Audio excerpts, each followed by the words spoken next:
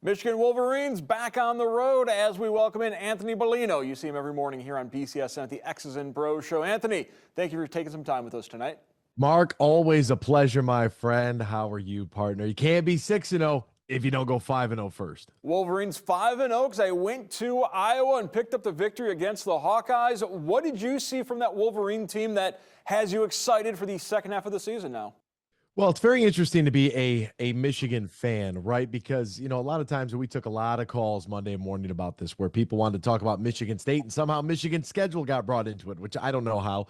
But there are different times throughout the course of being a Michigan fan where you really look to and you realize that this is the kind of game. Iowa is a synopsis of what Michigan is. They came with a game plan. Their game plan was they were going to run right at Iowa. Let's see if you can stop us. You have this highly touted defense that's top 10 statistically in just about every category. Let's see if you could stop this. What are we going to do? We're going to hand it off to old faithful Blake Corum and let him run all over the field on you. And they executed their game plan accordingly.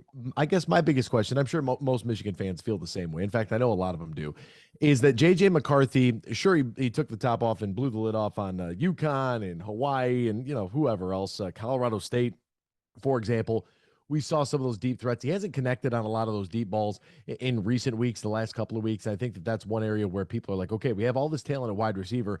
Why don't we use it, right? And it is. It's one of those things where you think back to it and you're like, how in the world does Michigan get as much talent at that position when they really don't throw the ball? I mean, 24 attempts through the air for JJ. He completed 18 of them. That's a really nice percentage.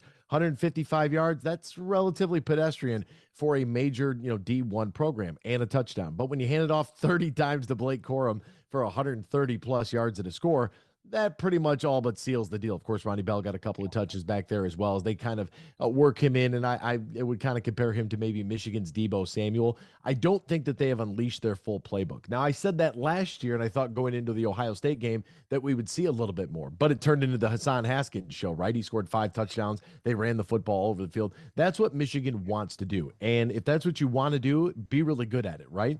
They are very, very good at it. I thought the offensive line played very well. Luke Schoonmaker continuing kind of his upward trajectory, if you will, kind of filling in for Eric All, getting a majority of those reps in those touches and developing a really nice chemistry there with J.J. McCarthy. The speed is there. We know that Andrell Anthony, Roman Wilson, Ronnie Bell, we know that the deep threat is there. I'd like to see them kind of, mix in some intermediate routes and get the passing game going a little bit more. But I really thought from an offensive standpoint in that Iowa game, here's our game plan. This is what we do. Let's see if you can stop us. Scoring on the opening drive was awesome for that team to really set the tone there. And it's a road victory against Iowa. Now, I know that Iowa was 3-1 at the time, but it's always difficult to travel on the road in conference play. You just want to pick up wins. Whoever's on the schedule, beat them if you can. You win by a couple of scores. You gave up a touchdown late, but you're allowing everything underneath and, 10, 15 yards a pop because you weren't going to get beat over the top because you weren't going to lose the game at that point in the fourth quarter. So I was okay with that. 27-14, you feel pretty confident with what you saw offensively, and I really think defensively as well. I mean, Iowa, they're not really that great. I mean, Spencer Petras does a lot of his work there in the second half where you kind of feel like Michigan's in control. They're going to own the time of possession game. They're going to own the ground game. They held Iowa to 35 yards rushing. Their defense came up big when they absolutely needed to, and back-to-back pressures, one that was a sack, one that was a near sack. Ayabi Oki or Anoma, whichever name he's going by at this point, he's been absolutely fantastic. It's always great to be able to insert somebody who has some playing experience that can come right in, kind of knows the expectation of what D1 Power 5 football sort of looks like on a week-to-week basis, and he's been a very, very bright spot here for this team. I think one area that stood out to me was the line play, both offensively and defensively. The Michigan Wolverines controlled the line of scrimmage. That's always a key to victory. Let's talk about that offensive line. You had Trevor Keegan back, so you had really what they thought was going to be the starting offensive line back as a unit, and that's perhaps propelled them and why they were so willing to just give the ball to Blake Corum so often, because they trusted that offensive line again. And that's really where the game is won and lost. I mean, if you go all the way back to the Orange Bowl last year, you got dominated at the line of scrimmage, and that leads to some very bad things. They did allow one sack that they gave up to Iowa, but outside of that, a very clean game. And any time that you have your lead back going for over 100 yards, that's a testament to the guys up front. You have to be strong at the line of scrimmage. That needs to be a strength of the Wolverines team. When you think of a team like Wisconsin, now this year obviously is not the it's not the best year, but if I just said Wisconsin team before the season started, you would think, dominant big offensive line, right? That's what's going to keep them in games regardless of what else happens. Michigan needs to, and they have done so so far in the last couple of years. They're building quality depth. Their young guys are able to come in as other guys move on to the National Football League. They're able to kind of plug and play. Some of the younger guys getting some reps when necessary due to injuries or whatnot. Like it's been a very good situation right now for Michigan, and they're going to have to rely on that defensive or that offensive line, pardon me, in the coming weeks because the schedule is only going to get tougher. Let's talk about this schedule. As has been talked about ad nauseum, the non-conference schedule is pretty easy for the Michigan Wolverines. Is the last 2 weeks, has that just been the step up in competition with the Big Ten, or is there something maybe fundamentally not clicking with this offense right now? I think fundamentally not clicking. That's a really good question because that's one of those things where it's like, do we know? Have we seen enough when it's not the Blake Corum show? Like, what happens if Blake Corum, for God knows what reason, isn't available or the run game isn't working? You're not going to be able to go out there and torch Hawaii and UConn when you have to face teams like Penn State. I can't say the same for Michigan State because their pass defense has been putrid. But Rutgers, Illinois, Nebraska. I mean, really, it's Penn State, it's Michigan State that's a rivalry game, and it's Ohio State, and it's kind of like all things lead to the preparation of that. Pardon my cell phone. I thought I had the thing muted and put on Do Not Disturb. Someone's trying to disturb us, but everything is about the preparation for Ohio State. So, what if they can't run the football? That's, I guess, my biggest concern with this offense as a whole. If for whatever reason Blake Corum can't go or has limited touches or the offensive line is getting worked over in the run game because they're stacking the box. Can JJ McCarthy in this passing offense, can they do enough? I think that's what Michigan Wolverines fans want to see. They want to see those gaudy numbers. They want to see 300 yards and 3 touchdowns. We just haven't seen it yet. So we don't really know if that necessarily exists. But I mean, you play the teams that are in front of you. Maryland and Iowa both get some garbage time touchdowns there at the end of the game because the game is in hand. You're scoring the football pretty well. If you're scoring 27 points a game, you're going to be in, most games, probably have a chance to win most games when your defense is playing pretty well. So, I mean, I like where they're at right now. I don't think we've seen the full complement. I'm hoping that we see that on the 15th as Penn State will travel to Ann Arbor at a noon game. It's going to be a maze out there. Hopefully they can open some things up against the Nittany Lions. Before you get that maze out with Penn State, though, you have to hit the road to go to Bloomington and take on the Indiana Hoosiers. That's the opponent this week. Hoosiers are 3-2, but they've lost their last 2 games at Cincinnati and then at Nebraska. And now all of a sudden you look at the Big Ten. Nebraska's moved on from Scott Frost. As you alluded to, Wisconsin's moved on from Paul Chryst, a move that Jim Harbaugh on Monday said was a shocker.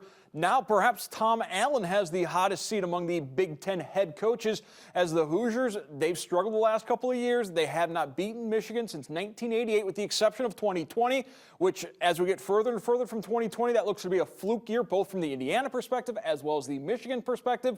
So is this the proverbial trap game for Michigan? Well, I'm in the media, so I can look ahead. Hopefully, the guys at U of M, they are not looking ahead because you have to take care of business, right? Play the game in front of you. I don't know. Is Indiana, can the seat get hot there for the Hoosiers? They show glimpses. They start off the season with a conference win against Illinois. And you're like, okay, this might be that Indiana team again. They've taken a step back at quarterback.